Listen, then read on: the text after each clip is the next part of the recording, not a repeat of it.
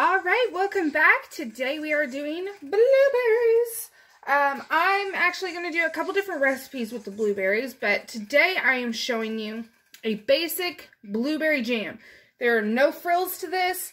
You are more than welcome to add spices like cinnamon or nutmeg, clove, anything like that you can add without having to do anything to this recipe.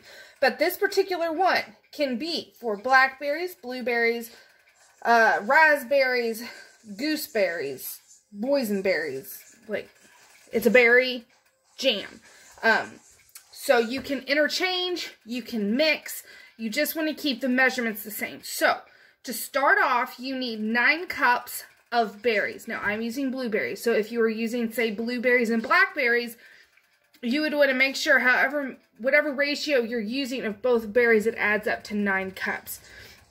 So have your 9 cups in there, and then to that, we are adding, make sure you're using a heavy-bottomed pot.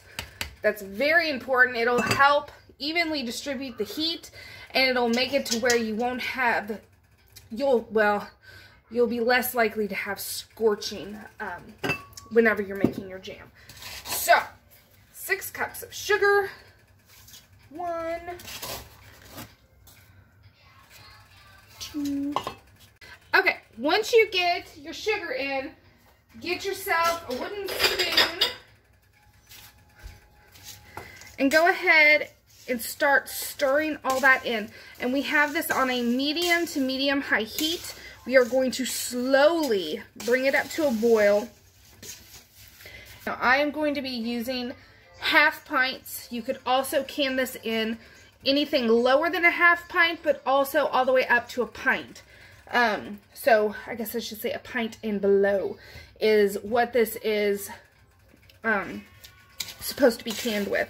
But the timing is going to be the same for whichever one you process. Okay, so you can see everything is dissolved. So I have my temperature still on a medium high, and we are going to bring this up to a boil and let it boil until it hits gelling point. Now, gelling point is where, obviously, it's going to gel, especially since we aren't using any pectin. I am going to be doing the spoon method. So I have a spoon that's in the freezer, and whenever I think it's to gelling point, which is 220 degrees Fahrenheit, so you could also use a candy thermometer if you wanted to go that route, but I just use the spoon test, or you can put a plate in there, and all you're wanting is to be able to put some on it, rake your finger down the middle, and it not come back. You want to see that strip, and I'll show you when it gets to that point. So just keep on stirring, stirring, stirring. Okay, so we're going to get ready and check gelling point, and I'll show you what I'm talking about. And I've been stirring this so that nothing sticks to the bottom.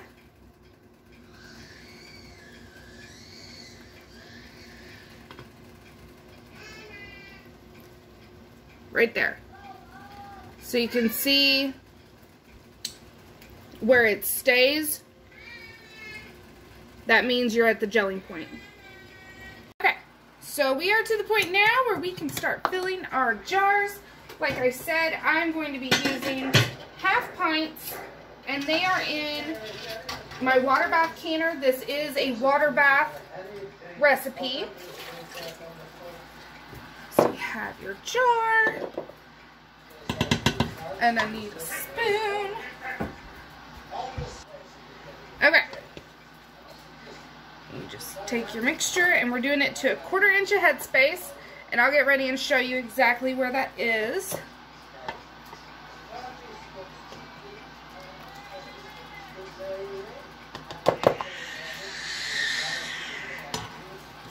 So that is right there. That is a 1/4 inch. So we're going to we're going to wipe the rim of our jar with white vinegar. I have that right here, right the rim of the jar, lids, rings, and they are going to go into the water bath canner. You need to make sure they're submerged at least 1 inch, rolling boil with a lid, Once you hit that rolling boil mark, start your timer for 15 minutes.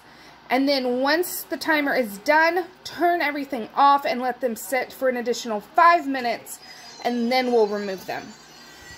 Alright, so here is the finished product. I got 6 half pints. You can see where I have hard water. I forgot to put vinegar in my water, but these went for the 15 minutes at a rolling boil, lid on, and then 5 minutes after the timer was up, I turned off the heat, let them go. And you can see they are already popping, and they are beautiful. So I hope you enjoyed this video, and I will see you all next time. Thanks for watching.